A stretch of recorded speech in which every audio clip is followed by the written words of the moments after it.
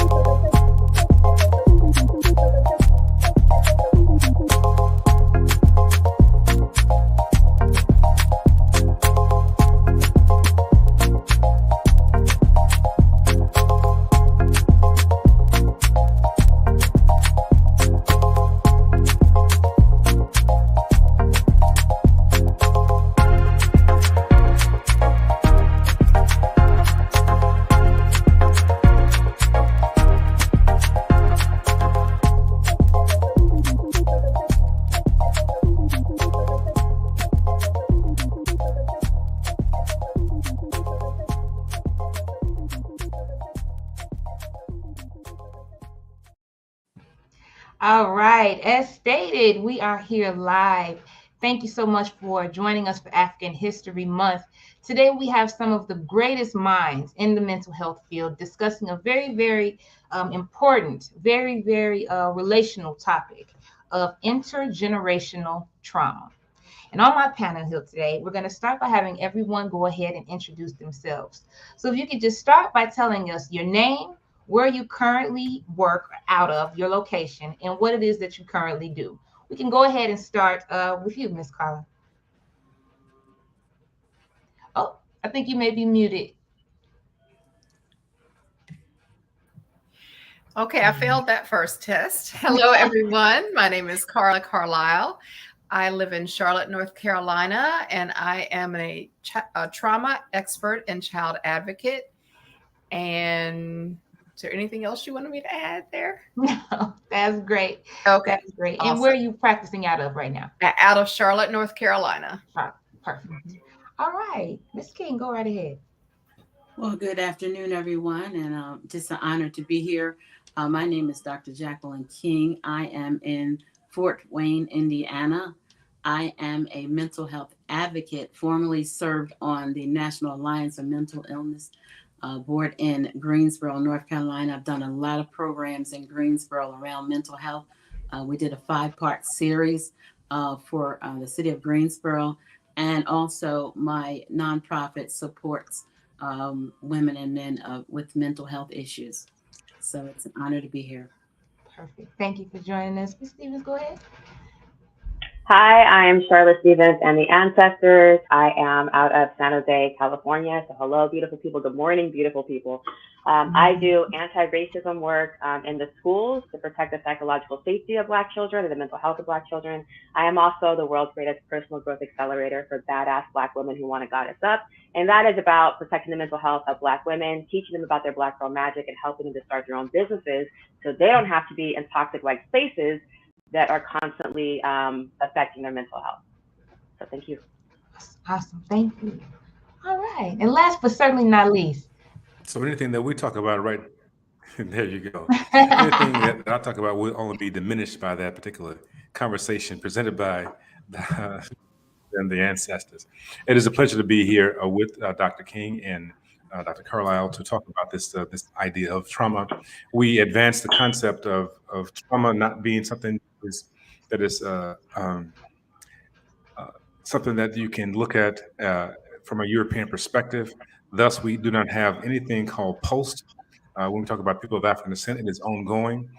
Straker talks about continuous. We call it persistent enslavement, systemic trauma that goes on. So my name is Dr. Kevin Washington, also Mwata Kairi, and the work that we do is looking at the dynamics of trauma within the context of African people. So we talk about African spirit disruptions. We talk about also the healing process of such. And so we practice with license in Washington, D.C. and in Florida. But I'm also the chair of the psychology department at Grambling State University. So I'll just pause it right there for now.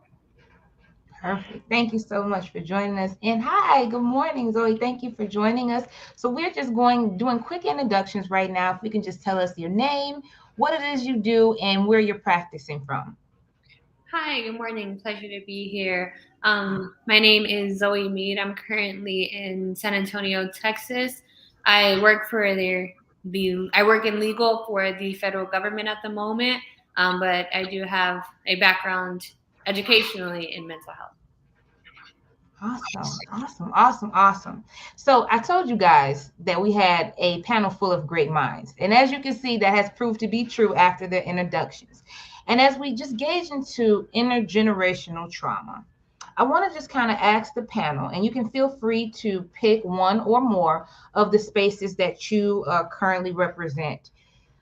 What does intergenerational trauma mean to you?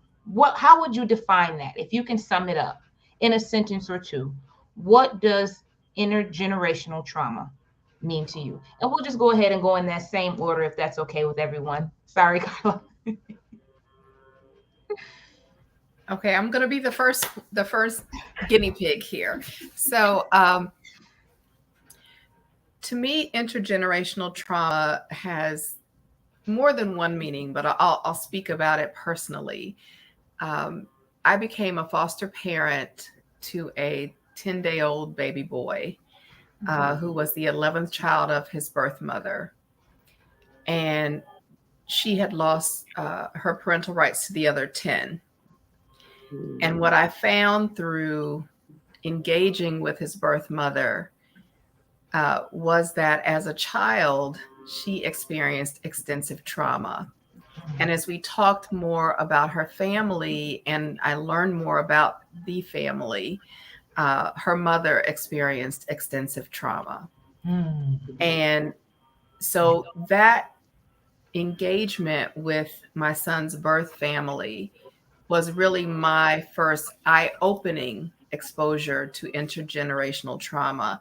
And so while I believe that history plays a huge role in it, from a day-to-day experience, what I would say is when we have unresolved trauma or trauma that hasn't been processed and we aren't supported or get help, especially as children, it can just be perpetuated from one generation to the next. There's a lot of historical context there, but as I look at, an immediate family, that's what comes to mind when I think of intergenerational trauma. Wow. Thank you so much for that. Dr. King, when you think about intergenerational trauma, what does that mean to you? Absolutely. So intergenerational trauma refers to trauma that is passed from trauma to survivor to their descendants. And it can also be referred to as transgenerational or multi-generational trauma. So it's like Dr. Carla said, the same thing. So if you're experiencing, and even in a pregnancy, if you're experiencing trauma, you can actually pass it on to your children, not just by them seeing it or living it, but that trauma actually can affect them for the rest of their lives unless they get professional help. So that is what I think intergenerational trauma is. Wow. Charlotte Stevens and the Ancestors, when you think about intergenerational trauma, what does that mean to you? So I think about that in terms of how the women I coach, how it impacts them. So for example, a lot of Black women or Black people in general have a really hard time resting, have a really hard time relaxing, taking time for themselves, celebrating themselves. And so I link that back to enslavement, where resting meant severe punishment for us, right? There was no opportunity to rest. So I feel like that's part of what stands in the way of Black women being able to do real self-care, is that feeling of I have to keep working or I'll die. It's like subconscious, but I have to keep working or I'll die. So I see it there. I see it with my Black women who feel like they're an imposter, like just like what we saw with the Supreme Court Justice Brown, who's being sworn in. She had more experience than everybody. That's typically what it is with Black women. We're typically more experienced, but we still feel like we're not capable. And so I feel like that's generational trauma. Trauma around speaking out and standing out, especially for Black women. I feel like somebody called it the witch wound, that we were persecuted historically for standing out, and that there's still that fear that if I stand out, I speak out, they're going to come for me. Our sexuality as Black women, we haven't really been able to embrace it. We've been sexualized, we've been abused. And so it's hard for us to be in that space where we can own our sexuality because we haven't been protected. And then the trauma in school. So I see it with parents who feel like they were affected by the traumatic experiences they had in school. So it's hard for them to then advocate for their kids or go to the school because the schools are a source of trauma as well. So I see it across the board. Yeah. So thank you for letting me speak on that. Yeah, thank you so much. Zoe, how about you? When you generally think of intergenerational trauma, what does that mean to you? I agree with Charlotte Stevens and the ancestors that it's multifaceted, and it comes across in several different aspects of everyday life. And I think a lot of times, if you're not acutely aware of it, it can actually just seem like something that's normal, just something that naturally occurs because it's been happening for so long. And so I do agree with that. Personally, I think that one of the places that I've personally felt it the most was in finances. I think that's something that's been really difficult for me to kind of break away from and understand that it is something that I can break away from and, set things up for not only me, but the people around me in my close circle who may also not be realizing that this is actually a trauma that they're going through. Yeah. Very interesting. Very interesting. Doctor, tell us what you think about when you think of intergenerational trauma. It was amazing, right? So when Dr. King mentioned transgenerational trauma, it's important to know that the language is there, and she alluded to epigenesis, the idea that Diaz and Reza did research that showed us that mice have the capacity to transmit the trauma response to their pups, because they had this research done where they had the mouse with the cherry blossom smell, and then the shock or the traumatic experience. They associated the smell of cherry blossoms with the particular shock, and then they would have pups, and these pups would also have this response to the cherry blossom smell, though they had never been shocked. And these pups would also have pups, and they would have the same response to the smell, the odor, but not have had the trauma or the shock. So it indicates that we can pass down that. And so what Dr. Carlisle mentioned about the experience of the child that she adopted, we talked then about trauma not only in the context of the immediate family, but also, as Stevens mentioned, we have the generational discourse of trauma that's passed down genetically that actually weakens the package, because our trauma responses is based on what we have, what we're born with, as well as what we strengthened by in our environment. And so we know then that we understand the neurotransmitters and so forth. We actually have a weakened then capacity to address trauma, which leads to other dynamics of ill health. And so this is a heavy conversation that we're having today. So when we talk about transgenerational trauma, I think about not only what's happening to us right now in the immediate situation of traumatization, of being dehumanized and demarginalized, but also what has happened to us historically as a people, as a collective, cultural trauma. And that is why we talk about trauma-informed care within the cultural context. Absolutely. Thank you all so much. All of you kind of hinted to this, and I guess you can't really talk about intergenerational trauma without talking about ways or how to break it, right? So now that we've all kind of talked about what it means to us, and I'm sure the people that are listening or watching have their own versions of how intergenerational trauma has shown up. I have a question for the panel. Whose job is it to begin to break those intergenerational traumas? Whose job is it to begin the healing? Is it our parents? Was it our parents? Is it ours? Is it our children's? Whose job is it, and how do you I guess delegate the job, whose job it is to start breaking some of that intergenerational trauma? Dr. Carlisle, why don't you go ahead and go? Go ahead. So let me first say I'm not a doctor, but I love being called Dr. Carlisle, so I might have to look into that. We speak it on you. We speak it on you. Speak it on me. So I would say it's all of our job. I think it starts off with just awareness. Having conversations like this one is so critical because you can't address what you don't know to exist. Being a part of this panel, even when I was preparing for it and thinking about it, I look at, there are minds across the country and across the world who are aware of and working to address this whole concept of intergenerational trauma, touching people who are directly impacted. I mean, we can't ask someone to address something that they don't even know exists. They may know their experiences. They may know, hey, life is tough, and my mom had it tough, and my great grandma had it tough, but I don't know why. So I think it comes down to us collectively as a community saying, awareness is the first step. Acceptance that, hey, this is real. And then advocacy. And I think that we're hitting all three of these points with this conversation. And then it has to go from there. So to me, this is opening the door. And I think that there are pockets of work going on, across the country and internationally. It's us coming together collectively to really push this movement forward. And so whose responsibility is it? I say it's all of ours, particularly those of us who are aware and informed. Absolutely. Thank you so much. Dr. King, whose job is it to start breaking these intergenerational traumas? Whose job is it? I would agree with Dr. Carla. We speak those things that be not as though they were. So there you go.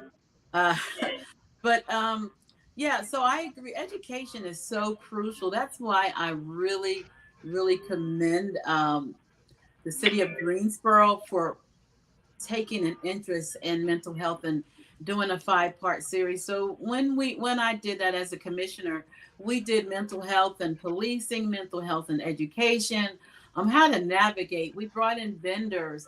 A lot of people don't even know where to get help from.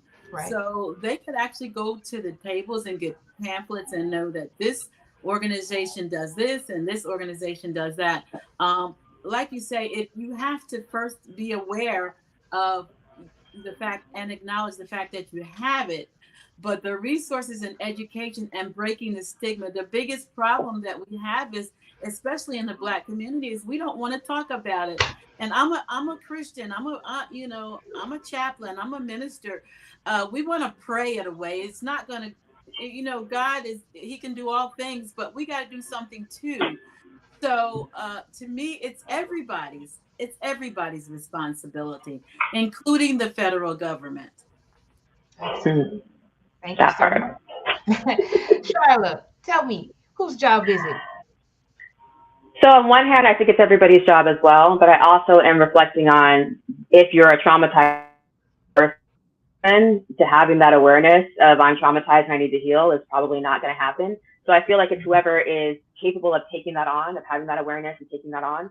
But also when it comes to help, so I am a suicide survivor. I deal with mental health issues frequently, and there is a lot of help. There's very little help, and the help is within the context of white supremacy. So it's hard for me to take a diagnosis or an assessment from the people that made me crazy, right? The people who don't want to take account is that racism is traumatic, sexism is traumatic, right? So it's a product of my environment, but they want to tell me that it's me and that I need to get on this pill. So I can't trust that. And the trauma of the medical institutions, right? There's trauma there where they cut out our uteruses. They've done the Tuskegee experiment. So how can I trust you? How can I go to you when a lot of times I'm experiencing racism even in the appointments, right? Even in one of my appointments where I'm talking about the experience, racism I experienced on my job, they threatened to call security on me. You know what that is? That's traumatic. Okay, that's traumatic. So there's very little help and resources for Black people from like an African context. It's always in the context of white supremacy.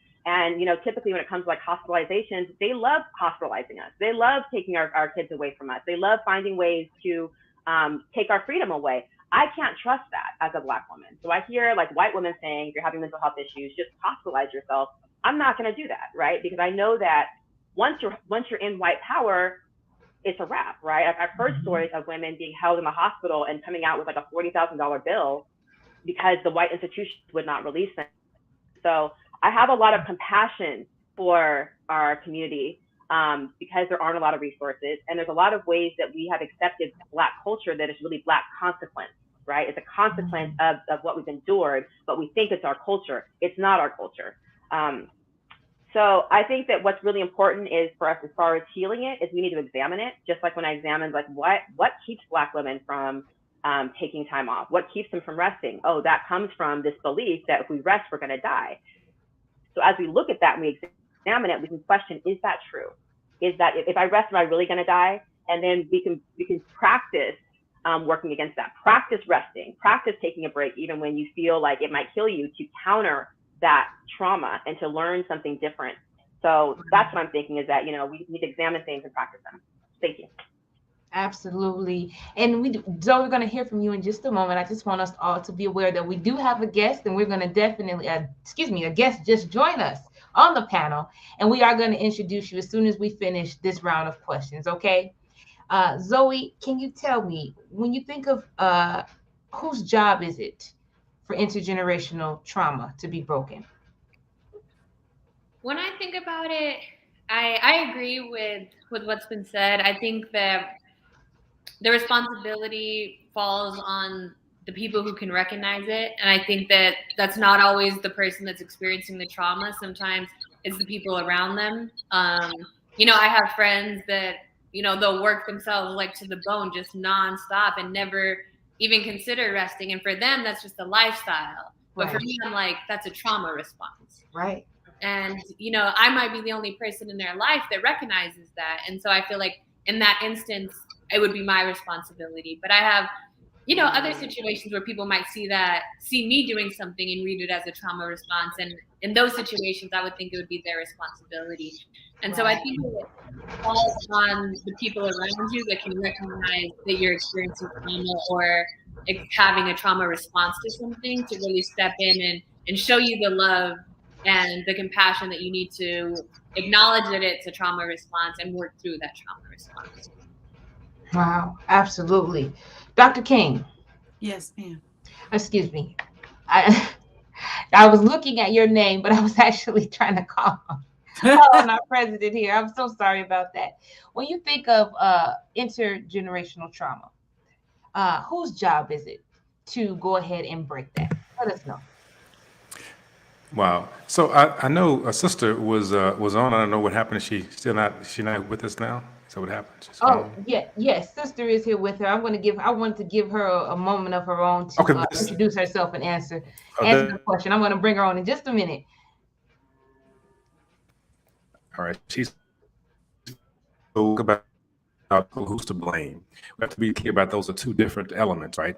So when we talk about the trauma in the cultural context of African people, we know that who's to blame for the situation have been white racist or white terroristic ideology, the process there that follows what they have done, and also who's responsible is those, as Zoe said, who recognizes it, who sees it as an issue. And I love the conversation about what can be a trauma response becomes normalized. We have to recognize also that there is a process, a problem, not only a social cultural problem, that is when we begin to see the environmental shifts and changes that take place, but there's a neurological problem that is also taking place. So when we see the high occurrence of ovarian cancer, uterine cancer, breast cancer, prostate cancer in the population, these are also responses or elements of trauma responses that have not been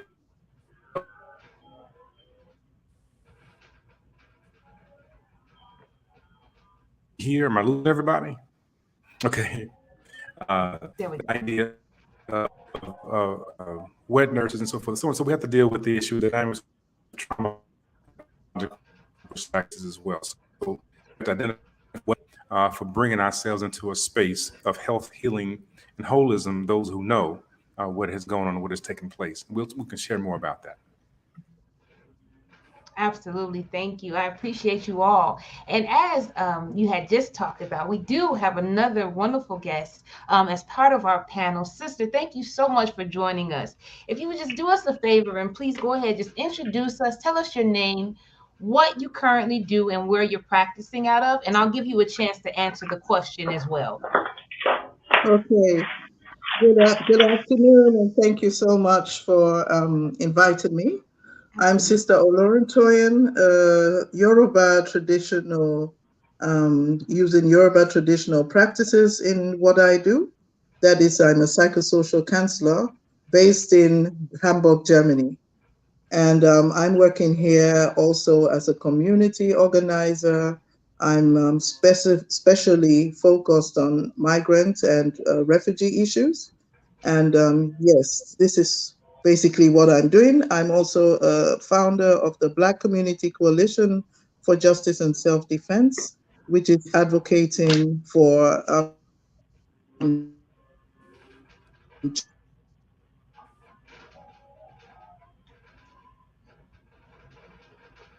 Sister? justice in the sense of fighting for that.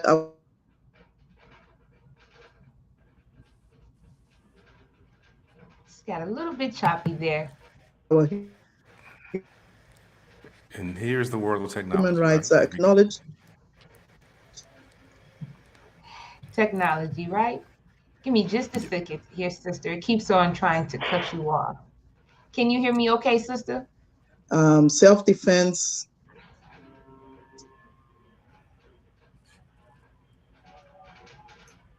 So Rose, we'll mute her for a moment, and then yeah, we'll come back to her.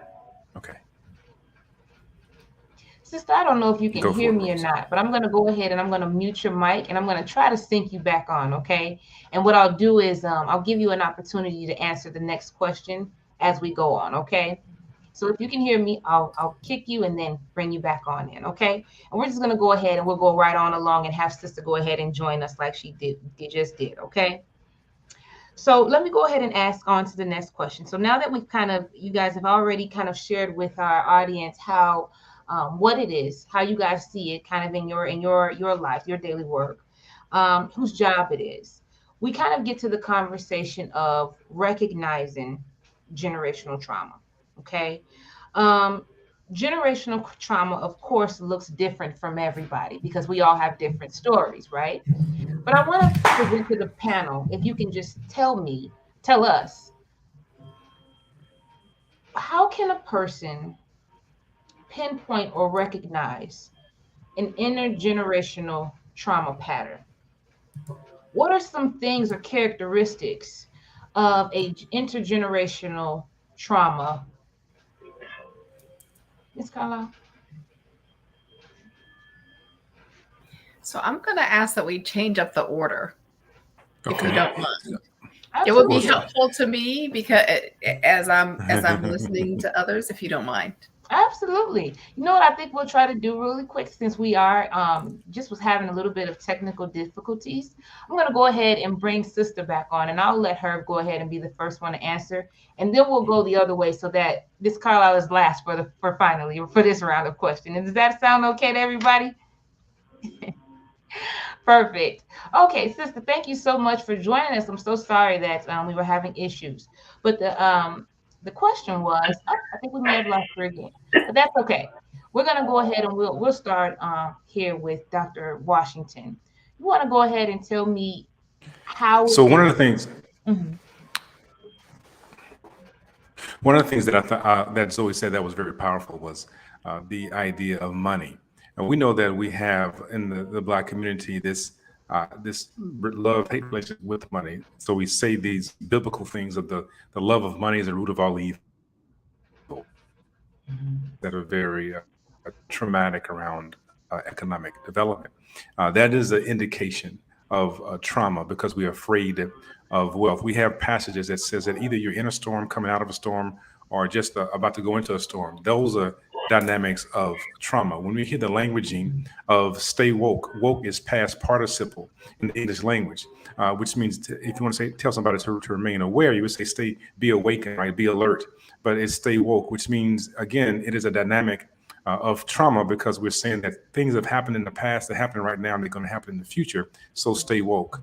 When you hear the conversation utilizing the nomenclature of the oppressor, using the N word, the B word, the H word, right? The inhumane discourse, that is an indication of trauma, which is why we call it persistent enslavement, systemic trauma, ongoing issues. And so these are indices of trauma. When we see again the physiological challenges that we're having within our bodies as a people of African descent, how we are the most likely to die from the most preventable diseases or curable diseases, we know that is another indices of trauma. So we have to know that it is an ongoing process, and how to identify it. It is hard to tell a fish what water is. And that was also mentioned very early on, is that when we begin to normalize trauma, and so we begin to see the trauma response as a way of being, a way of life, that is problematic. But certain things that we do are trauma experiences. For example, and I'll close here by saying that when there's a high propensity to process hair to make it straight because there's bad hair, that is a trauma response. To bleach skin is a trauma response. To engage in code switching to sound intelligent is a trauma response. It's not the issue of not speaking intelligently. The issue is, why do we do these things? And again, these are ways of averting trauma in an environment that has been oppressive to our existence. What we name our children, we give them certain European names so that they don't incur trauma. That is a trauma response. And I think it was very mentioned early on by Stevens, which he said that when the system of education has failed a population, they then don't trust it. And so these are multiple levels of trauma that we are encountering that have become normalized. And so we identify with certain things. So we bleach skin and have good hair, and we go to education systems and we do these things. But all of these are elements of trauma that we have to address. And we could talk more about addressing those. Thank you. Yes. Wow. You said some very, very profound things. I like how you mentioned different instances where it shows up in as a whole rather than just as one, specific incident. There's so many things that we do as a people that kind of hint toward that intergenerational. So thank you so much for that. Sister, thank you so much for joining us again. I'm sorry we were having technical issues, but nonetheless, we have your beautiful face back. We did go ahead and got a chance to hear most of your introduction. The question that we are in the process of answering now is, what are some symptoms or signs of intergenerational trauma? Okay, please, I have to excuse myself that I'm somewhere where the network is so bad. I'm on the road, but thank you all the same. The signs of trauma, I would say, is generally this disability within our communities. That is the well-being that we, after so many years of slavery and colonialization, we cannot say that our communities are thriving. Although we come, for example, from a continent with all the riches, yet we see that if you look at most African countries, they are still being labeled as underdeveloped. Absolutely.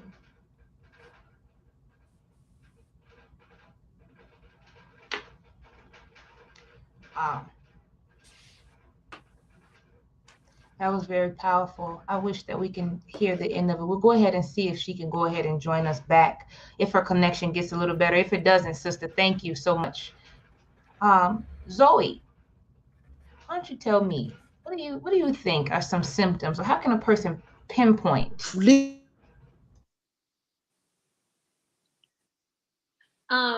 In my opinion, the best way to be able to recognize these traumas and to actually be able to see them outside of pursuing, the educational background to be able to see them, like, would be for somebody to, and it's kind of hard because it does go to means, but to break away from your normal patterns, from your normal neighborhoods, to have exposure to things that are a little bit different, regardless of not necessarily having to move across the country, but maybe even just going outside of your own neighborhood and being able to see the way that things function differently outside of your normal day to day. And I think that when you start analyzing and comparing things and realizing that, hey, the way it is for me isn't the way that it is for everybody. And then you start thinking about, why is that? What's happened differently in my life, or what's occurring differently in their life? And I think that when you start taking those analyzations and reflecting on those things, it can really kind of pinpoint where trauma may be occurring, and where, even in the history, because when you look at those things and you start looking at the timeline and you start looking at your family line, you may be able to pinpoint where things are happening generationally that you might not have been aware of prior to. You're muted. We can't hear you, Roscoe. Yeah, there we go. Right. I love that, Zoe. You said something that really spoke to me when you said looking at your family lineage and kind of seeing those recurring patterns. Now, that's one of the things that they forced us to do when I was getting my undergrad, but I would strongly suggest that for anybody, if there are current things, or maybe, just kind of going back and just kind of looking at some of the things that maybe generations before you have struggled with. I really like that idea. Charlotte Stevens and the Ancestors, tell me. So I agree with what Zoe just said about unhealthy patterns, right? So noticing those themes in your patterns. So, for example, domestic violence is a theme that is in my family.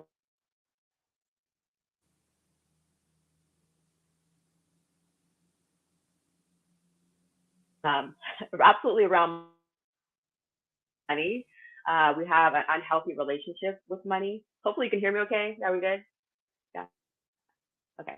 So yeah, unhealthy relationship with money, or just believing that money is the root of all evil, or just seeing how white folks have dealt with money, right? They sold us, they exploited us, and so feeling like, oh, well, the way that they did it was evil, so associating money as evil, and money's not evil, y'all. Yeah, so our issues with our hair, colorism, so like the whole idea that, light skin, light eyes is better, that's trauma. Being super harsh on our children is a trauma response, like whipping our children, or feeling like we have to protect them from the harsh realities.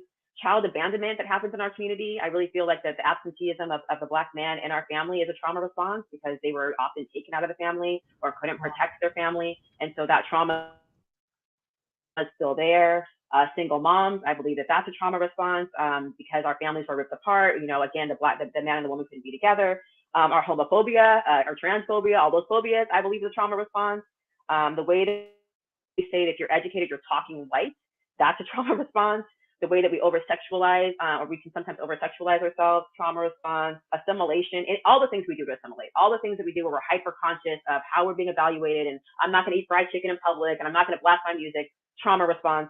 Our obsession with depression. So I was really looking at LinkedIn and just how many of the Black women that I associate with, everything was about the way that the Supreme Court justice is being treated. And I get that that's relevant, but I feel that we don't need to indulge in things that make us feel terrible, right? Like, and the way that we kind of do that, the way that we're always just looking at how bad it is, I feel like it's a trauma response. And then the depression, anxiety, and rage that is within our community that is often untreated, misdiagnosed, or treated with vices. I believe all of that is also a trauma response. Thank you.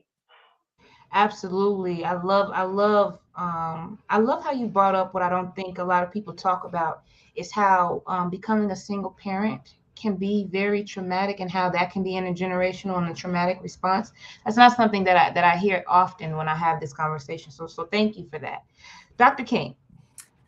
Yes, I'm really enjoying this conversation. And Charlotte, you really touched on some things for me. So we know that racism, oppression, that's racial trauma. The effects of our kids being treated differently in schools, just even trying to get a house. I mean, I know some of you heard the story where there was a woman that tried to get a house and she couldn't get it, sent a white person, and the white person got the house. And I mean, all this stuff is trauma. And then when you look at George Floyd, how long did we watch that? That man, I mean, how with his knee on this man's neck, like, his life does not matter at all. even if we weren't there, we experienced trauma just watching that, because now we know that there's a good, strong possibility that that could be our son, our mother, our father, our sister, our brother. So trauma comes in so many forms. It just goes on, and it, you might not even realize it. I think that every African American went through trauma with George Floyd. So yeah. For sure. Yes. Thank you so much, Dr. King. I appreciate your thoughts. Dr. Carlisle, I can't stop saying it now. I We're can't. going to claim that, the two master's degrees have to translate somehow. We're going to get to that, doctor. Okay. So I wanted to hear what the other panelists had to say, because I really value that we're all coming from different perspectives, but there are synergies there. So I just wanted to share, Zoe, you said something really profound that touched my heart. And so I'm going to get a little personal. And I had mentioned, becoming a foster parent and letting my license expire. And I tried for 6 years to co-parent with my son's birth parents. And that 6 years was the most humbling experience of my life. It goes to, Dr. King mentioned, faith. It's like, but for the grace of God, go I. So while my family was not rich or anything like that, we had the fundamentals and the foundation of love. Living through and with a family that has extensive trauma just opened my eyes to so many things that I had not even honestly paid attention to before. So I just pulled up some stats that, I think most of us are familiar with, but I'll share it for the audience. Like people who experience extensive trauma are 2 times more likely to be smokers, 2 times more likely to suffer from depression, 3 times more likely to develop anxiety disorders, 7 times more likely to be alcoholic. Attempted suicide increases by 1,200%. And I want to sit with that for a minute and share with you that my son tried to die by suicide when he was 6 years old. And I'm sharing that with you, and it's obviously a highly personal thing, but we talk about stigma, we talk about prayer. I believe in prayer with works. For me, stigma is irrelevant when you're talking about a life. And when you're talking about the life of the child that you love and are responsible for. And so when I look at us as a community, we're responsible for each other. And I don't think that someone in the midst of trauma or who has suffered tremendously from intergenerational trauma, to Charlotte's point, can necessarily find their way. So for those of us who are now aware and have accepted and are advocating on behalf of the people who have experienced such trauma. And again, it happens from generation to generation, but that's why these conversations are so important. I also wanted to mention, that these adverse experiences, traumatic experiences, can cause developmental delays in children. As children are going through, and their brains are developing. If you think about, how you might feel if you're being chased by a bear, you're on 100, you're on 1,000. How do you think? How do you process? How do you learn in school? So the areas of impulse control and thinking typically are less developed in a child who is dealing with trauma than with the child that is not. And so we hear about kids like acting out in school or doing bad. It's frustrating not to be able to do what other people can do or other children can do, which seems very natural. But if you're on 1,000, how do you focus in on this assignment? How do you do that? And the other thing that I wanted to mention is that it costs a lot to our society as individuals, as Zoe mentioned, the financial aspect of it, but also just to our society, to our families, to our communities, and to our society.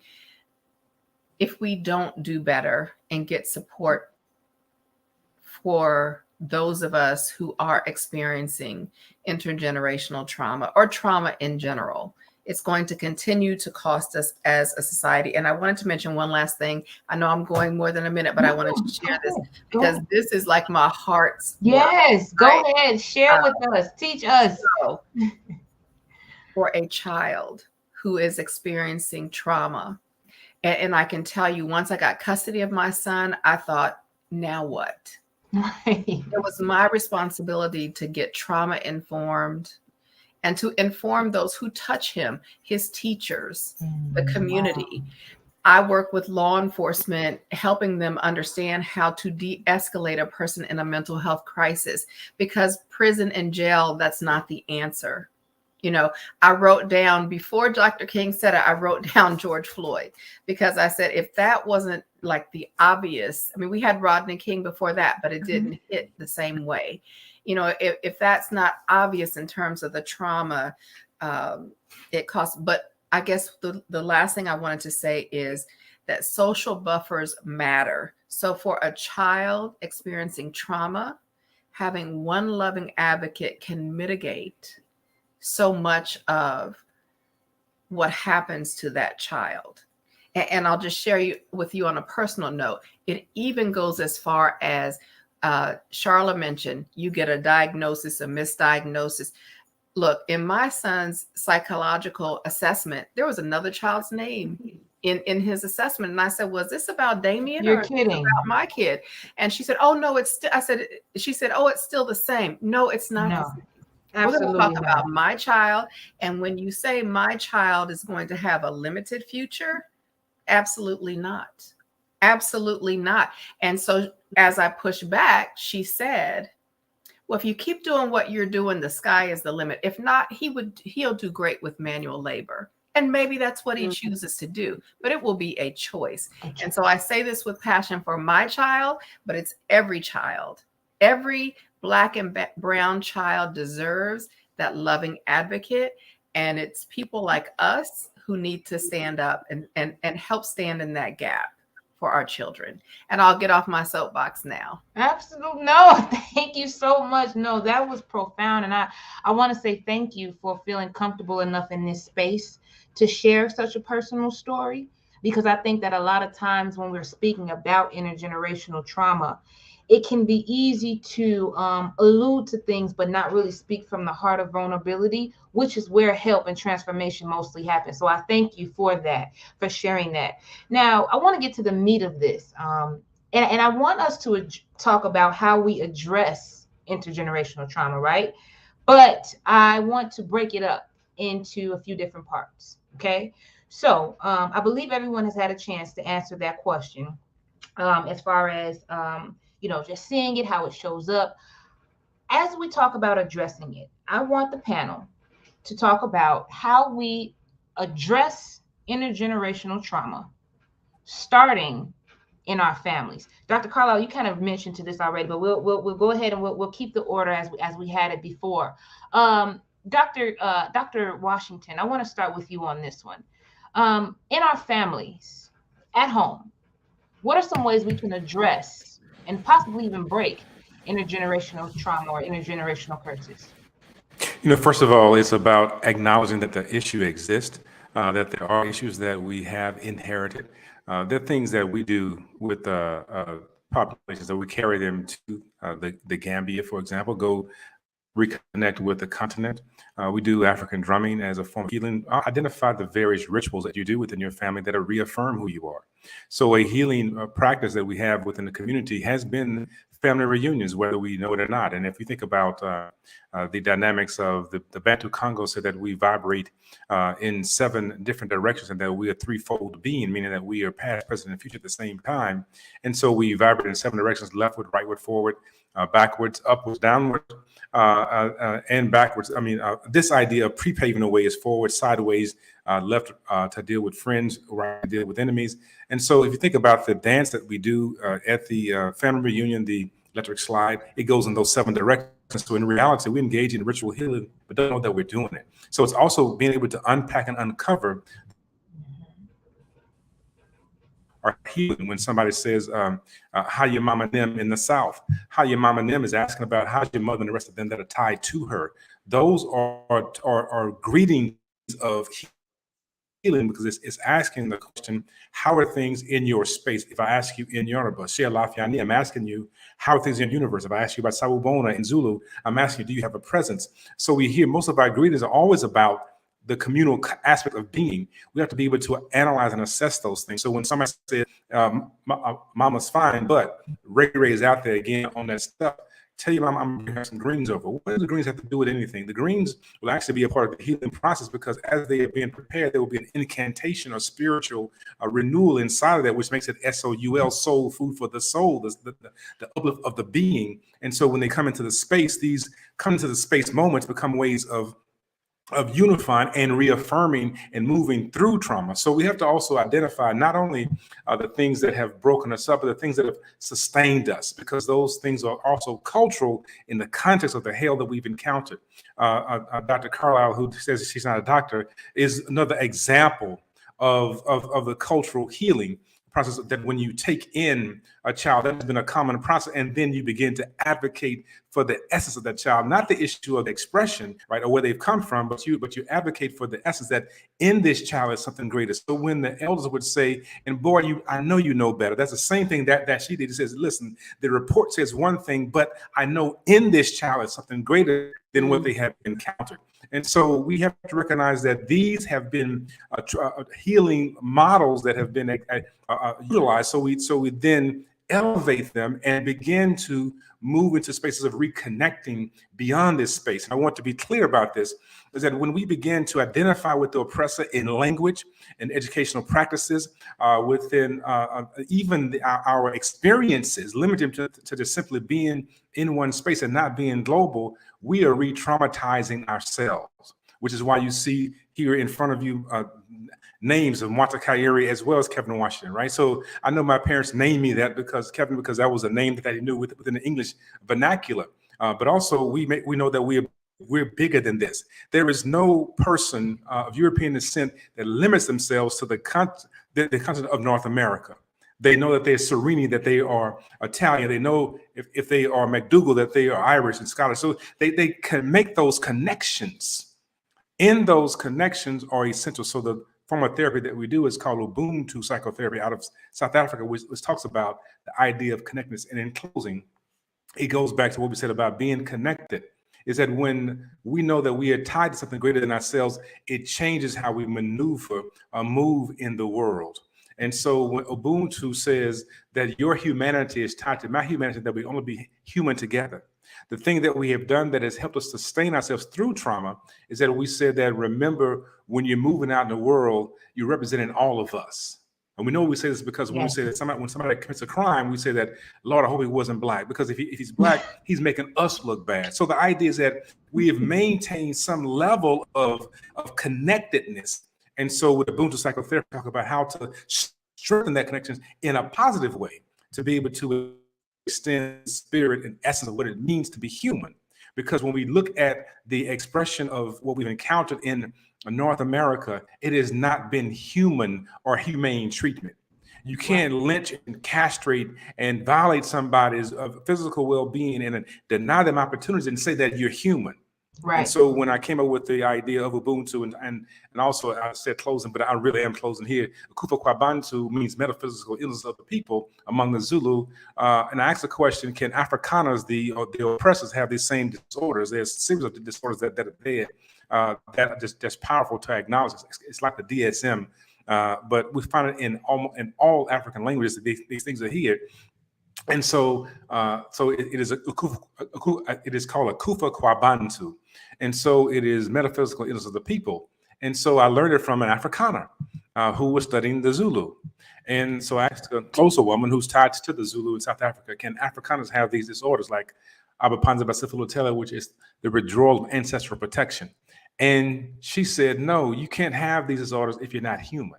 Right. And so the issue was that you can't have certain disruptions in your psyche if you don't have what it means to be psychologically sound within a cultural context. And I suggest then that as we begin to maneuver, we assess with our own eyes, we assess with our own spirit and soul is human behavior. And this behavior that we've encountered is not human behavior. Thus, we don't have the same disorders, but also we don't have the same modality for healing and repair. Our job is to make sure that we solidly ground ourselves within the traditions, the rituals, the practices of our people to facilitate the sound healing of our soul, essence, and our being. Thank you. Thank you so much. I appreciate that. You really schooled me on a lot of different things in terms of addressing and getting to, in our families, the intergenerational trauma. Zoe, tell me, when you think of, when we are talking about addressing intergenerational trauma, we're going to address 3 areas. In the family, how do you think are some ways, or what do you suggest some ways we can address that intergenerational trauma in our families? I think that it can be kind of difficult, in my opinion. I think that sometimes trying to have a conversation with family members about trauma that they've experienced or trauma that you may have experienced that they were a part of, it can become a very defensive conversation. People aren't always open to having the conversation. And a lot of times, even if it's not a conversation that's centered around blame, they'll feel like they're blaming them, you know? And so I think there can be a lot of difficulty around it, but I think that the more open people can be about having the conversation and, you know, waiting until someone is open to have the conversation. So not going into a conversation and feeling like I need to get this point across, I need you to hear what I'm saying, but being like, are you open to having this conversation? When can we have this conversation? I'd like to share this with you. I'd like to learn more about your experiences. And having it occur on more of an open platform, in my opinion, would be, in a family setting, a really constructive way to go about addressing trauma. Because I think when it happens on an open platform, people are more open to sharing what's happened to them and understanding what's occurring in their life and how it affects the people around them. So you made an excellent point. I just have a follow-up question for you, because you mentioned something that happens a lot in families, especially the families with people of color, when we try to address those backstories, or, you know, we talk about how those old families had all those secrets and all of these types of things, right? What would be your suggestion or piece of advice for a person? Let's say I go and I'm trying to break intergenerational trauma, and with my mother, we'll just say, Mom, not really, we're just talking. But let's just say I go to her and she gets defensive with me. What would be your suggestion in that family setting of how a person should respond to that? And I think it's difficult, but I think that reinforcing the concept that you're coming from a place of love. I think that the more that you can reassure that person that you're not blaming them, that you're not angry with them, that you don't have animosity towards them, that you understand that they experienced something difficult, you know, coming to the conversation from a point of compassion and letting them feel that compassion, I think, in my experience, has gone a long way in terms of helping that person bring their walls down and bring their guard down. And I think it does take time. I don't think it always happens in one conversation, but I think the more compassion is brought to the table and expressed, the more people are willing to have difficult conversations. Excellent. Thank you so much. I really appreciate that, Zoe. Shala, tell me, in that family setting, what are some suggestions you have for kind of breaking those intergenerational traumas? Excuse me. Piggybacking on what Zoe just said, I think that, so for example, I approached my father because I thought that he was abusive when I was a kid, and he got defensive. And that exchange was traumatic for me. So, and he never admitted anything. I never got that conversation. However, what I was able to do without him is forgive him, right? I don't have to engage in a conversation with you to forgive you. I can forgive you on my own. And I think that doing that forgiveness work before you have the conversation will help you to not have that defensive air. I need something from you. I've already restored myself. I don't need anything from you. If you never say anything, never apologize, I'm still good. So I want to hold that. We don't need the other person to take responsibility. That'd be nice, but traumatized people often can't do that. And then another way that you can get traumatized people to kind of recognize their trauma is by showing them how they were traumatized. So when I would teach about sexism in my classroom, I didn't start with a video about sexism, about men, this is what you do to women. I started with a video called The Mask You Live In, which teaches how boys have been conditioned to be homophobic. They've been conditioned to be sexist. And so when I started there, about you were traumatized first, and then you were taught to be a traumatizer or a terrorist or whatever, sexist, homophobic, all of that. Now everybody's engaged because the boys feel like, okay, there's validation for what I went through. So a lot of people who practice who do traumatic things were traumatized, and it's hard for them to hear what you have to say because their pain's not being acknowledged, right? And I think that our lack of compassion that we have in our community for other Black people is a trauma response.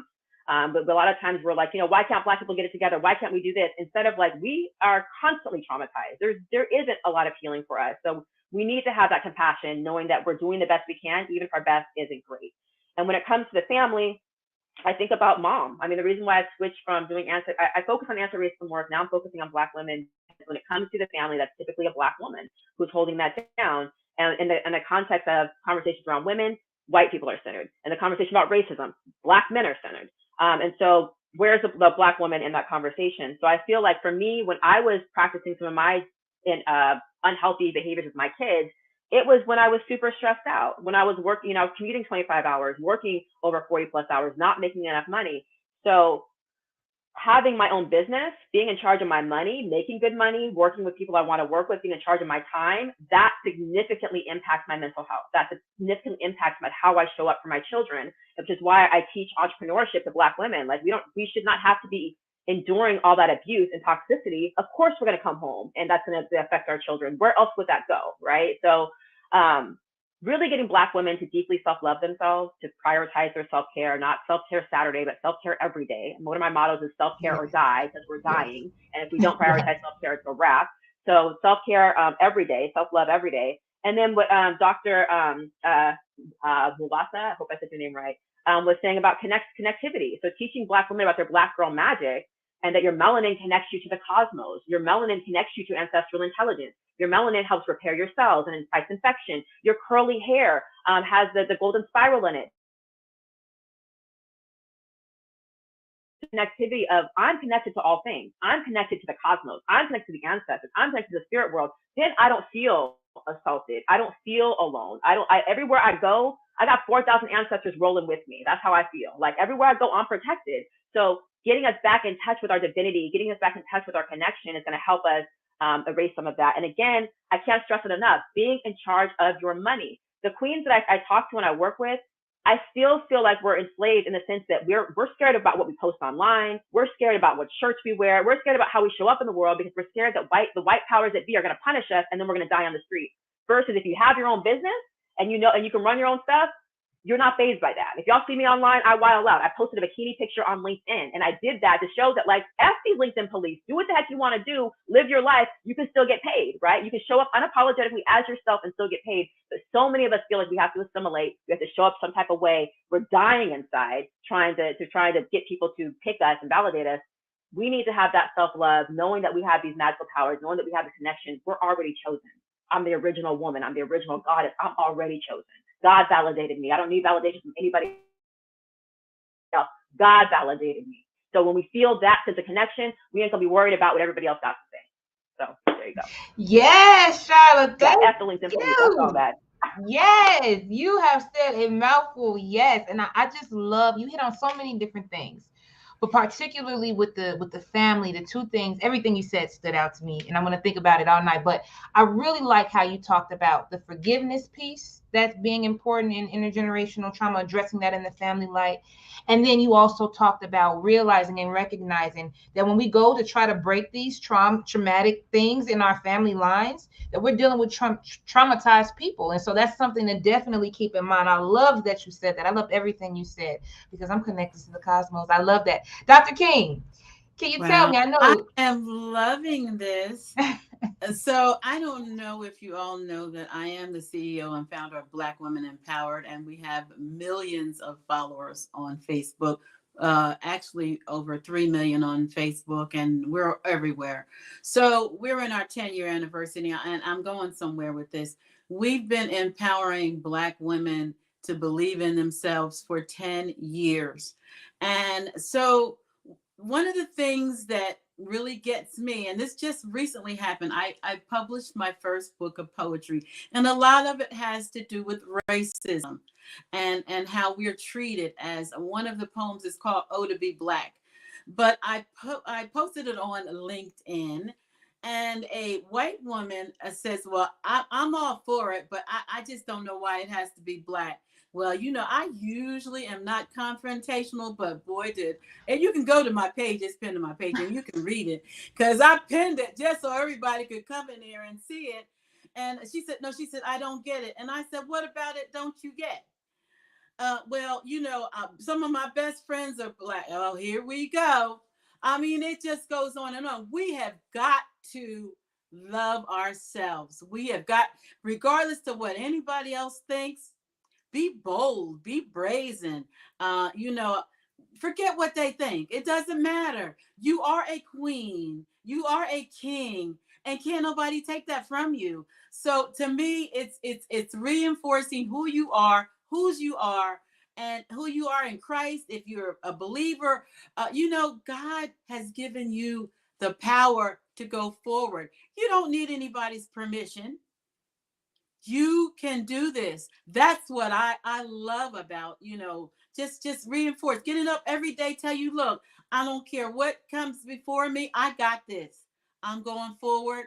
I'm going to be positive. I'm not letting negative thoughts come into my head, and reinforcing that with your children. One of the things about Black Women Power, we did a documentary. I hope you guys will go check it out on autism. It's called Gray is a Color. It's on YouTube. And 3 mothers had autistic kids. Can you imagine the trauma that a mother that finds out that their child is autistic, especially if they're nonverbal? Yeah. But even if they're verbal, all the stuff that they're going to have to endure, and the child is going to have to endure, because they're going to be, if they're in regular school, they're probably going to be bullied. And you'll see this one mother, she was a PhD. Her son, he was bullied. He has his own business now. All 3 of them talk about their different experiences and how they stuck together as a family. They empowered their girls and boys, that this is not something that's going to hinder you from your greatness. So to me, we have to reinforce in our kids and our family, our children, our siblings, don't drown out the noise. Okay. You have to drown out the noise and believe in yourself. And to me, that's one of the greatest ways that you can get past this. And also, I believe in therapy. We also have Dr. Nikisha Hammond, who is a psychologist. She comes on every Tuesday on our LinkedIn and on our Facebook page and does mental health moments. She's been doing this for 4 years. They love her. She gives tips on how to get through different situations. She didn't get paid for this. She does this because this is her reasonable service. And she's been in Ebony and Essence and MSNBC and all of that. But that's what I think that we just have to really work at encouraging each other, encouraging ourselves, and believing in ourselves, and getting help when you have to. There are Black psychologists. You don't have to go to a white. There are plenty of them. If that's an issue for you, but by all means, don't let it defeat you. That's right. Thank you so much, Dr. King. Thank you. Yeah, no problem. No, were you going to say something? I'm sorry. No, I was just going to say thank you for the space. Yes, and I love how you said something profound to me when you said that the children, everything you said was great. That stuck out to me though, because I think that a lot of times in that intergenerational trauma, children can get lost in that because we're healing, we're traumatized, right? So I love how you specified that and making it intentional about speaking life into our children. I really, really love that. Dr. Carlisle, tell me. Oh my goodness. So much great insight. Let me try to add a little bit here. So I'll go back to my 3 statements: awareness, acceptance, and advocacy. When I start with awareness, Dr. Washington, I don't have his name in front of me, his African name in front of me. He talked about, who we come from. And I'll tell you, I have 2 older sons who went to Africa, to Ghana, with an organization here called The Mail's Place.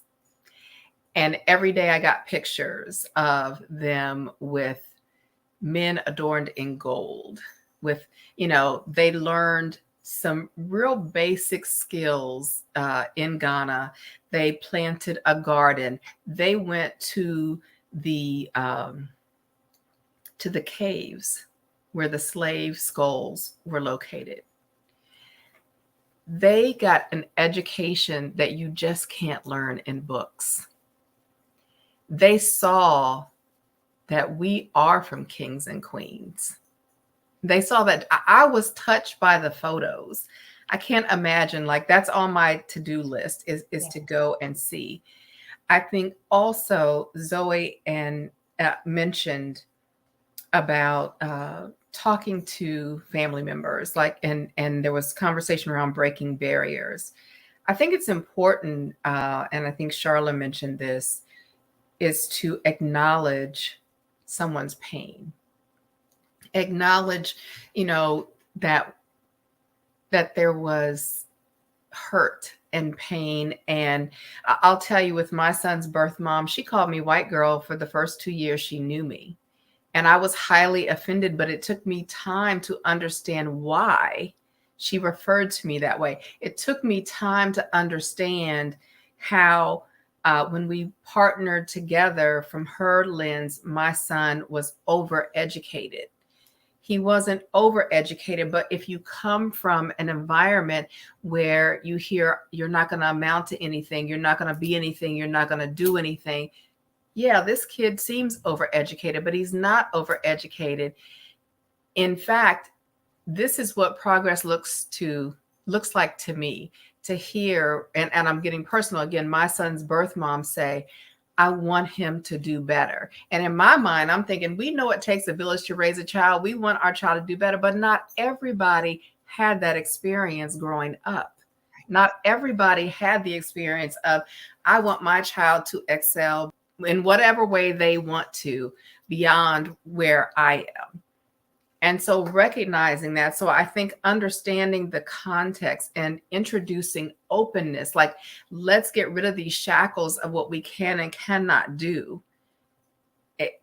It's very simple for me to say because of my experiences. It's not as simple for someone who has never had that kind of support or understanding in an authentic way to just say, oh, I'm getting rid of all of my shackles and I know I can do anything. It's not that simple. And so Dr. King mentioned, whether it's therapy, it's your spiritual beliefs, whatever that is, and the support that's available, I think is so critical. And accepting that, we've had trouble, we've had pain, we've had violence, we've had hurt in our family, but we want better for our children. And I will tell you one way that I'm instilling that in my son, and I'm going to do a merciless plug here. My son and I just released this book. It's called My Big Notebook.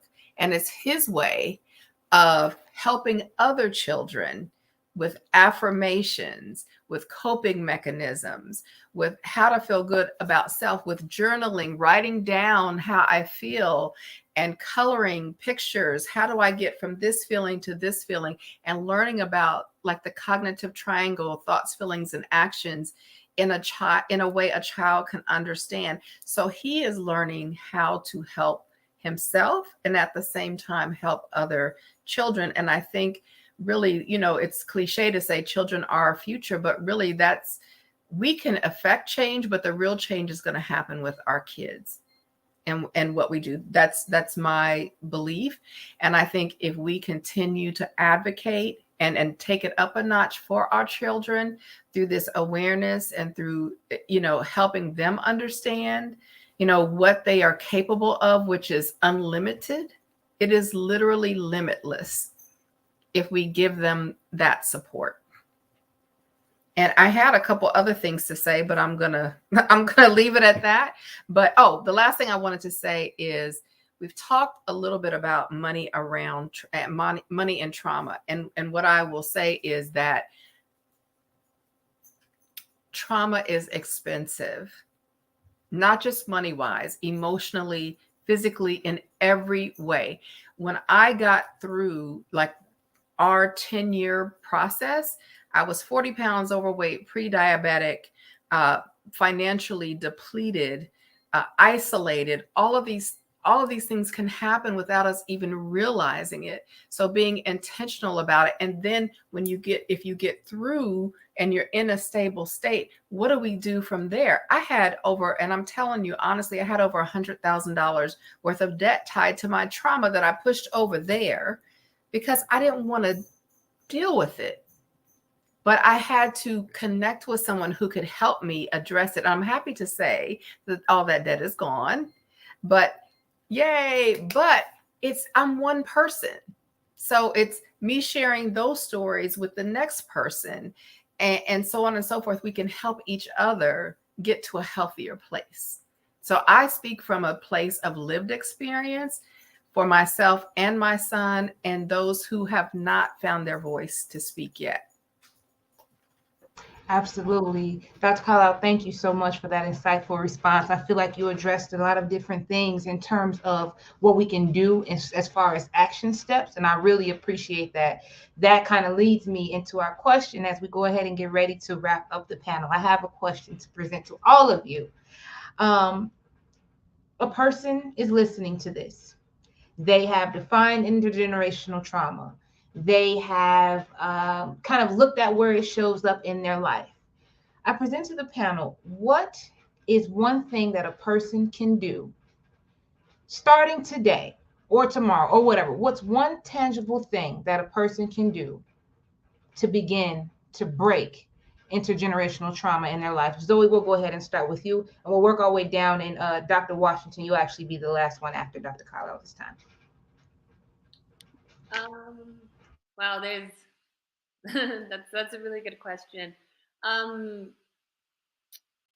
mean, I think somebody who's aware that, you know, they could have these traumas and wants to start, you know, taking a look at, you know, ways to move through them. There are several things you can do. I think on a personal level, maybe one of the first steps and one of the things that you can do is actually sit down and, whether it's like a journal or a notepad, but actually write out what you believe your trauma is. And once you have a list of what you think the trauma is or what you're experiencing, I think that might make it easier to seek avenues in which you can find help, whether it's therapy or groups, or even things as simple as, you know, being able to go out and exercise more, do more things for yourself, separate yourself from certain situations. But I think starting with actually writing it down and acknowledging these traumas is the first place to start that process. Excellent. Thank you, Zoe. I appreciate that. Charlotte, tell me, what's one thing that a person watching this could do to begin to break that intergenerational trauma in their lives? The first thing I would say to do is, sorry about that noise, is spend a lot of time with self-love. Because a lot of times when we experience trauma, when we experience abuse, we feel shamed. We feel bad instead of the person who did it, you know, feeling bad. So the first thing is I say, you know, you identify that, pour a lot of love into yourself. You probably don't feel good. Journaling is great. You know, get a lot of that stuff out on writing, practice forgiveness. So there's a mantra on the internet, which is, please forgive me, I forgive you, I love you, thank you, I'm sorry, right? So I practice self-forgiveness first, because sometimes if we've been traumatized, we can be mad at ourselves for exposing ourselves to trauma. So maybe just, you know, practicing self-forgiveness. Being in nature is really healing. Giving your woes to nature, you know, whether you could give your energy to the earth by putting like your feet in the earth, putting your hands in the earth, but allowing that energy to kind of dissipate from you and go into Mother Earth. Writing things down and then burning them. So whatever you want to release, writing it down, especially on a full moon, and burning that, releasing that. There's meditations that can help you move through trauma. So meditation is actually really good too, because it helps you to, you know, regulate and center yourself. Dancing, but a lot of self-care, because generally, if you've experienced trauma, you are traumatized, and you need and you want to operate from the most healed place possible, especially if you're going to be confronting anybody. So again, I think a lot of it is just that self-work, you know, working on yourself, and then getting the help that you can find help, especially that's centered in African culture and not just our mental health institutions need to be decolonized. They need to be better able to serve Black and Brown people. But also, I would really love our mental health institutions to not be connected to white power, because I don't trust anything connected to white power. So for me, if I'm going to go seek help and you tell me that at the end of the day you answer to some white person or some white authority, I don't trust that. So I think that that's another thing that we need more resources in the mental health department, because when you're looking for that outside help, sometimes that help is also re-traumatizing. And the last thing I would say is really just be mindful about what you bring into your home, because a lot of times, again, like I've never seen George Floyd murder, right? Why would I watch that? Why would I participate in that? Why, in the way that people were like trauma watching it over and over and over again. Why do that to yourself? Like, I feel like that's a trauma response, where we're just so used to like just being in pain that we just look at things that are painful all the time. So being really mindful about, are you watching the news? Are you watching things that bring you down? Like, don't watch that. Like, I didn't watch the woman being like I said, the Supreme Court justice and all of the abuse she was enduring. I was watching, Is It Cake, which is a show about, making realistic objects look like a cake, because I need that attention out, right? Like, as a Black woman, I already endure all of the isms. I need to make sure I'm well and not constantly think that I have to fight or be in the horror of it all the time. So that's another thing I would say is don't re-traumatize yourself. Protect yourself, protect your peace, cut people off if you have to, do what you have to do to be well. Because just like Dr. Carlisle said, is that trauma is expensive. Like it is expensive. I almost lost my life last December because of suicide, right? And it's like, I'm a resource. I'm a gem. I know my worth. I know that like the world needs me, but I could have been gone because of the trauma that, I've endured, and because there's such a lack of help available. So I'll leave it at that. Thank you. I love that. Thank you so much for sharing that, Charlotte. I really appreciate it. Dr. King, what's a step that a person can take starting today to maybe start breaking some of that intergenerational trauma? Well, the first thing that I think everyone has said is acknowledging that that you have it. Because if you don't acknowledge it, then you'll never be able to deal with it. I think that just positivity, like I said, if you have a spiritual connection, prayer, meditation, of course, I told you before, I do believe in therapy when it's necessary. One of our ministers on our platform said last night, we actually had a program last night, and he has a therapist that comes into the church I think a 1 month, one Sunday a month on Sunday. And to me, that's amazing, because a lot of the churches want to act like it doesn't exist, and so when we start taking things into our own hand and taking care of us, that's a major step, because a lot of pastors want to think they have all the answers. They want you to think that they know everything, and so yeah, let our men and women of the cloth be responsible. Give back to your parishioners.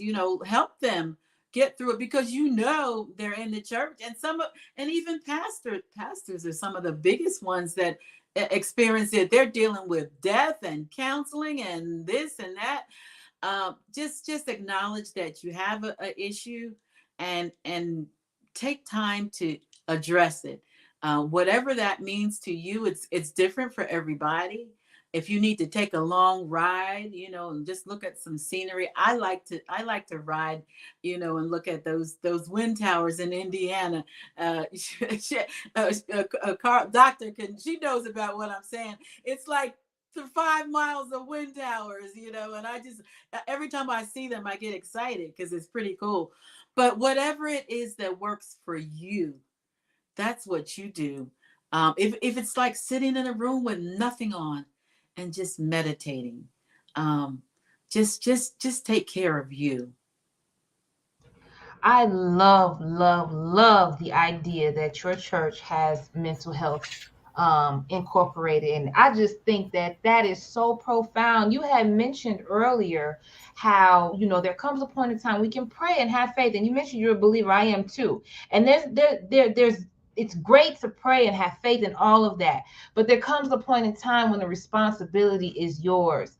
And I think that's where the mental health piece steps in, and actually seeking that. So kudos to you guys for that. I've never heard that before. I've heard people talk about it, but I just think that is wonderful. Dr. Carlisle, I can't unsay it now. Tell me, what's an We're claiming that. Yes. So I think, everything that's been said on the panel is very relevant. I'll just share from a self-care perspective.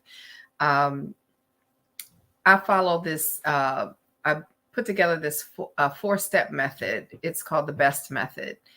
And it starts off with breathing. Like, we just breathe deeply to reset our brains, to reconnect, to refresh. And then the E is for empathy. I think we are oftentimes our own worst critics. We can be so hard on ourselves, and we really should show ourselves some grace. Like, there was conversation before, Charlotte mentioned forgiveness. We have to forgive ourselves too. Like, no one is perfect. We all make mistakes. I mean, but we have to just give ourselves some grace. And then the S is for support, like stand up your support system. My support system from 10 years ago is very different from what it is today. Needs change. And not everyone knows who to go to for support. So I agree, whether it's therapy, meditation, whatever that looks like, exercise for you, build up that support system. And it's not just one person, and it's not just one thing. And I think the last part of it, the T in BEST, is trust. And that's, trusting yourself and your higher power, and also recognizing who broke your trust, who broke our trust, and understanding that, forgiving for ourselves, and then saying like, hey, I trust myself, and what I don't have, I will seek out to move forward. And so that is the 4-step BEST method. And I believe that that is really a path to help us handle and manage beyond trauma. I think healing is an action. It's not a one and done. We are forever in the state of healing, and it's about progress, not perfection. Absolutely. You said a mouthful. I relate to so many different things that you said. And I love how you gave those acronyms as actionable steps, because that's what helps me. I need actual things that I need to do. So I love that acronym. And I also love how you talked about forgiveness and healing being a process. A lot of people think that it's just a choice that you make. And it's not like that at all. So thank you for putting that emphasis on that. And I think that is a great method to get started with in breaking those intergenerational traumas. Excuse me. Hey, Dr. Washington, tell us, what are some actionable steps that people can take listening to this live panel here today to start breaking those intergenerational traumas? I like the word that you slipped on was generosity. You say intergenerosity. That's a powerful word. Even though you didn't mean to say that, that word is powerful. To the idea of generosity, be generous to oneself. I think that is critical. I was going to say something else, but that speaks volumes about being generous. I want to say that when I mentioned earlier about it being a neurological process, to recognize that dopamine is implicated in the process of trauma. Dopamine allows us to be able to block pain, to feel good. Also, endorphins are implicated in the process. People who have gone through a great deal of trauma have depleted sources of dopamine, which means then they try to ingest it. So what was mentioned earlier by Dr. Carlisle, and I'll pause it just for a moment. Dr. Carlisle, the presence or the title is granted to those who are fit, not because you've gone through a particular academic process, but because life has given you a set of training, a series of events that allows us to be able to acknowledge your expertise in an area that supersedes what any academy can give you. I just want to go back. I want to make sure that we acknowledge that. Amen. I receive that. May I say that? I receive it. And so we want to recognize that when dopamine is depleted, then we find alternative ways of trying to ingest it. And so you mentioned to us this idea of cigarette smoking, right? We mentioned we could talk about substance abuse. There's a high occurrence of substance abuse. And when they're trying to find ways to ingest or to stimulate dopamine within the bloodstream, within the system, when these don't tend to work very well, people tend to become homicidal and suicidal. And so you mentioned earlier, Charlotte, about suicidal ideations. These things are real because we then begin to lose pleasure in life. So this conversation about trauma is significant, and I want to make sure that we know that it's not simply a social, cultural, environmental phenomenon, but it is a neurobiological issue that's taking place, and we have to be able to reset that. And so when Zoe said exercise is one of those things, or was mentioned about being in nature, those things reset the system. Or to, as you said, Carla, the first thing is to breathe. You're resetting the system to self-regulate, to be able to increase endorphins and dopamine, to be able to put things back into perspective again. So exercise is one thing that burns off the adrenaline that causes part of the depletion of dopamine.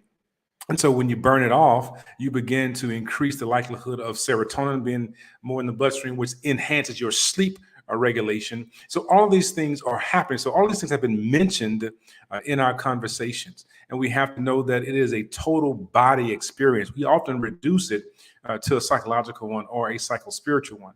We know that the reason that we have the shout in the church, the dance, is because of it, that it is a response to trauma, but also it is a release of certain neurochemicals that have been built up within the body. And so there's a healing that takes place. And then there's the covering that comes when people begin to surround and to pray for, because we know that there's another dimension of what's called psychoneuroimmunology, the idea of the psychological process of repair and healing that goes on in the context of disruption to this body, mind, and soul. And so what I would submit then is the one step to take is to focus on the victories that you have in your life, because what you begin to focus on tends to grow. And too often we turn our direction towards the things that we have failed at. There was an example of this is when I was learning to ride a bike with no training wheels, and there was a sidewalk, and to the left there was a grass, there was a sidewalk in front of me, and a man to the left, the right of me. And I kept saying in my head as a child, as a 5-year-old, don't hit the man. I had all the grass to the left, I had a sidewalk in front of me, and only a small space where the man was standing. And we know what happened because I focused on it. I directed my bike right into him and crashed into him and the leaves that he was raking. And the point is that when we begin to acknowledge what we focus on, knows that whatever we focus on will tend to grow. And so we focus on our victories and know that the mind is like a garden. Whatever we plant there, things will grow. So everybody in this room, everybody on this chat, everybody that's been a part of this particular viewing who will see this, have encountered a series of victories in their lives, things that they have overcome that no one thought they could ever get through.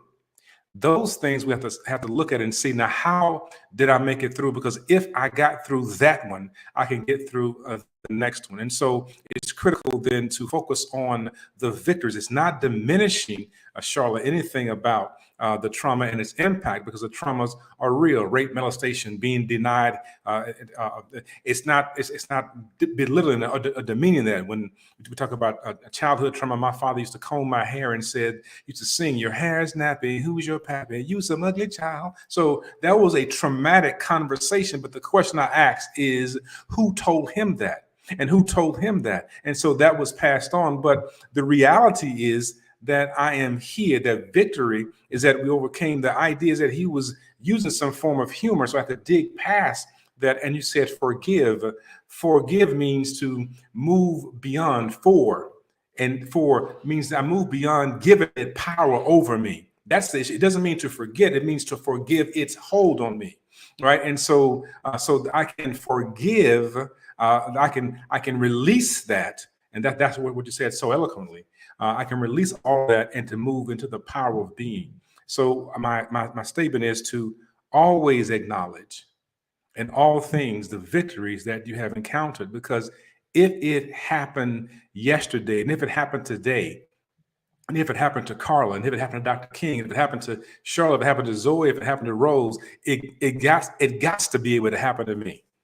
And so we have to be able to acknowledge the victories, because then we build upon those and they become forms of I'm saying toxicity, but that's not the word. They become contagious. That's the word I'm looking for. So the victories become contagious, and then more of them will grow, and we become stronger against any oppressor. And the greatest oppressor that we have is ourselves, our own mind. Stephen Biko says that the greatest weapon of the oppressor is the mind of the oppressed. And so when we free our minds, as Paul Funkadelic says, when we free our mind, our behinds will follow. And so we recognize then that we begin with acknowledging the victories. And so, Rose, I am quitting. I'm done. This was exciting. I didn't know how I was going to pause into a day of things that I had planned to do for the day and things I have to do later on tonight.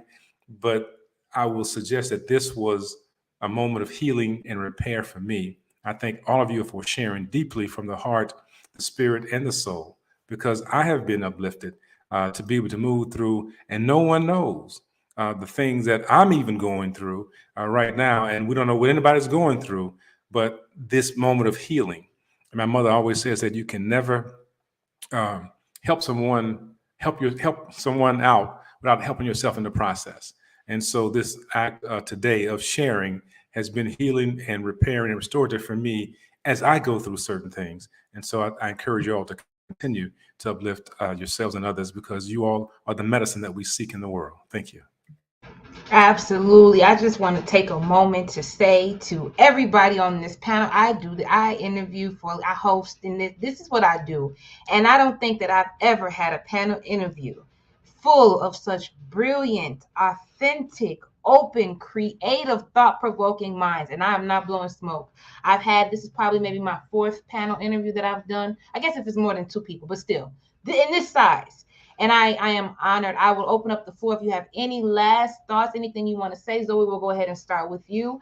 And just thank you from the bottom of my heart for being here today. Zoe, any last words? No, I would also just like to say thank you. This was a very stimulating conversation, and I think it brought up a lot of techniques and a lot of hard conversation. And I think that the people that were listening to this will be able to pull a lot from it. And I just want to say thank you to everybody for allowing me to be a part of it. Absolutely. Thank you so much, Zoe. I appreciate that. Charlotte, tell me, any last words?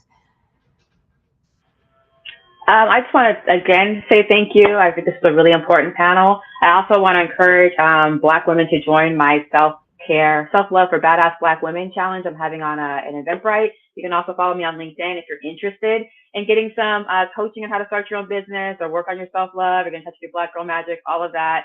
I'm here for you, so reach out. And thank you again for allowing me to be here with all these brilliant minds. And Dr. Carlisle, I'm going to call her out before she says it. She is a TEDx speaker, I think 2 times. So I'm going to make sure that she tells us about that by calling her out now. Bye.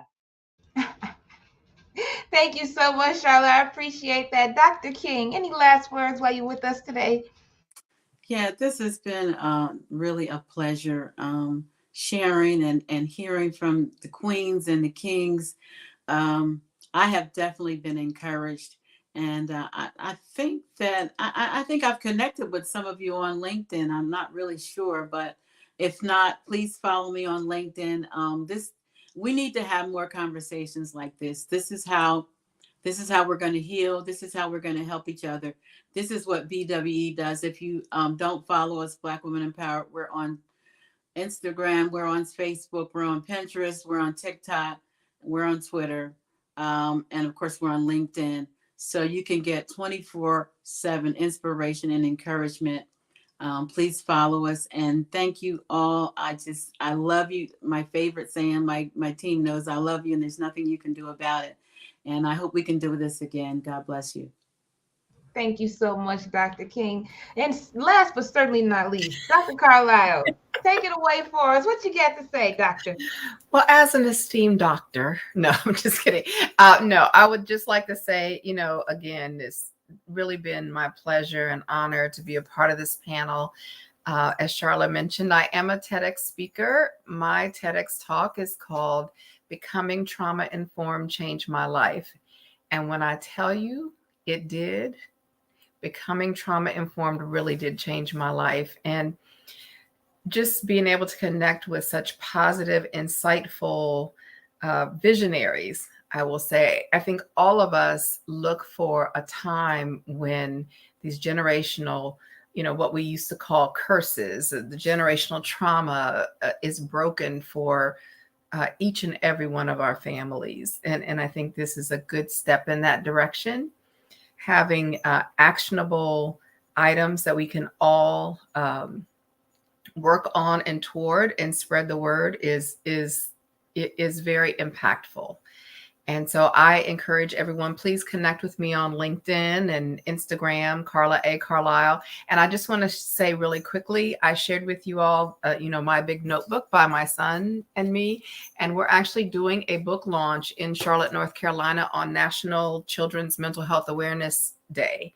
May 7th at Studio 229 on Brevard. And we're benefiting some charities that support children. And, we have kids who are 4, 5, 6, 7 years old in psychiatric residential treatment facilities. Many of them are foster children, some are not. We have a lot of work to do. And this is a great step in that direction. So thank you again for having me. Absolutely. It was certainly a pleasure to have all of you here with us. I am just so informed. If you guys could stick around after we end the broadcast, that would be great. For those of you that are watching, thank you so much. You could have been anywhere in the world, but you decided to be here with us.